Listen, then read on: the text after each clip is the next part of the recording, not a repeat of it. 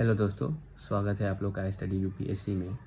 और आज हम लोग चर्चा करने जा रहे हैं यूजीसी के जो नए नोटिफिकेशंस आई है, जो promotion of equity in higher education institution regulation 2026। अब इसके बारे में बहुत सारी बातें हुई हैं, आप लोगों ने मीडिया में देखा होगा, न्यूज़ में देखा होगा कि बहुत सारी चर्चाएं हैं इसके बारे में, बहुत डिबेट्स हैं, बहुत प्रोटेस्ट हैं और ये मामला अभी सुप्रीम कोर्ट पे गया हुआ है।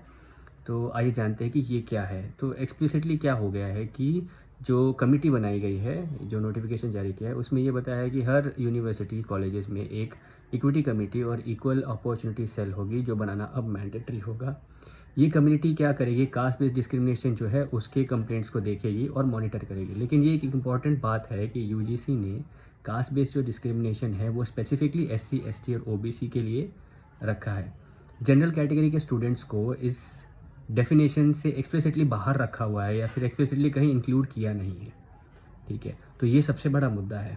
अब ये मुद्दा इसलिए इसमें है क्योंकि डिस्क्रिमिनेशन तो किसी के साथ भी हो सकता है, आप चाहे एससी के हो, एसटी के हो, एनटी के हो या फिर ओबीसी हो या जनरल हो, डिस्क्रिमिनेशन किसी के साथ भी हो सकता है। तो फिर ओबीसी या जनरल कैटेगरी या किसी को भी इस चीज़ से बाहर रखना एक वैलिड जस्टिफिकेशन नहीं देता इस चीज़ों के बारे में।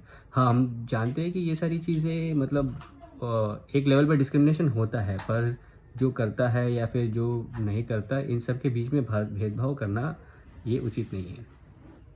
दूसरा ये कि ये रूल आया ही क्यों, अभी क्यों आया? तो यूजीसी ने ये रूल इंट्रोड्यूस किया क्योंकि यूजीसी कहता है कि हायर एजुकेशन कैंपसेस में एससी, एसटी और ओबीसी स्टूडेंट्स के वो लेके कास्ट बेस्ड डिस्क्रिमिनेशन बहुत ज़्यादा है। और कुछ केसेस में तो mental harassment, exclusion of extreme steps भी लिए जा चुके हैं, जहाँ पे सुसाइड तक करने की नौबत आ गई। तो इन्होंने सोचा कि क्यों ना ये डिस्क्रिमिनेशन इंस्टीट्यूशनल लेवल तक ही रोक दी जाए, और इसलिए ये नोटिफिकेशन ले आया। यूजीसी इसको आर्टिकल 14 के थ्रू बैक करता है, बोलता है कि हाँ, स्पेशल प्रोविजंस है, राइट टू इक्वालिटी है, और ये अपने कॉन्स्टिट्यूशन में भी दिया गया हुआ है कि आप स्पेशल प्रोविजंस बना सकते हो। लोग भड़के क्यों इस चीज़ पे? ओपोजिशन कहता है कि डिस्क्रिमिनेशन ना गलत तो है, पर हर किसी के लिए गलत होना ये भी तो सही है ना, कि मतलब डिस्क्रिमिनेशन गलत है, पर ये डिस्क्रिमिनेशन हर किसी के साथ हो सकता है। उसके लिए आप किसी को कैटेगराइज कर दो, ये तो सही नहीं ना।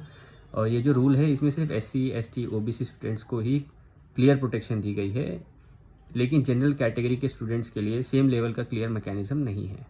तो ये एक प्रॉब्लम है और सवाल यही उठता है कि क्या इक्वालिटी सिलेक्टिव है?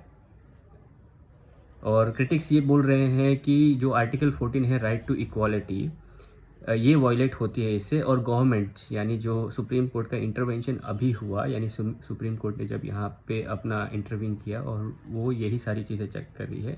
फिलहाल के लिए तो स्टे है, लेकिन सुप्रीम कोर्ट ने कुछ क्लियर अभी तक कहा नहीं है। पीआईएल एक्सेप्ट हो गई है और चेक करेगी कॉन्स्टिट्यूशनल वैलिडिटी इस चीज़ की क्या है, क्या ये आर्टिकल 14 आर्टिकल 15 वायलेट करता है या नहीं करता है। ये सारी चीज़ें अभी आएंगी, लेकिन ये मोटा मोटी मुद्दा है। और इसको अगर आप यूपीएससी एंगल से देखोगे तो आपको पता चलेगा कि अच्छा ठीक है, ये सोशल जस्टिस या सोशल इक्वालिटी या इन सारी चीज़ों के लिए एक एक बेस बनाता है। यानी मेंस के क्वेश्चन में ये मेंस के पेपर में ये क्वेश्चन आ जाता है कि सोशल जस्टिस और इक्वालिटी एक दूसरे को अपोजिट है, लेकिन उनका बैलेंस बनाए रखना है, ये ज़्यादा इंपॉर्टेंट है या कॉन्स्टिट्यूशनल रिक्वायरमेंट है। तो ये एक क्वेश्चन एथिक्स या सोशल इसमें आ सकता है, तो हम लोग देखेंगे कि ये कैसे आता है और टर्न अप कैसे होता है। इसका फाइनल वर्डिक्ट भी जानना हमारे लिए बहुत ज़्यादा ज़रूरी है, क्योंकि ये बहुत इम्पैक्ट करेगा, क्योंकि education becomes a basic foundation for us. तो देखते हैं ये क्या है, पर आप लोग भी नज़र बनाए रखें, कुछ है नया तो मुझे बताएं। तो मैं मिलता हूँ आपको अगले वीडियो में। अभी आज ही बजट निकला है, यूनियन बजट। यूनियन बजट से भी हम लोग को बहुत सारी चीज़ें मिलेगी, एमएसएमई सेक्टर्स और बाकी चीज़ें, तो उसका भी मैं वीडियो लेके आ रहा हूँ। मैंने वापस से अपने कोर्सेज शुरू कर दिए हैं, तो कोर्सेज भी जारी रखेंगे।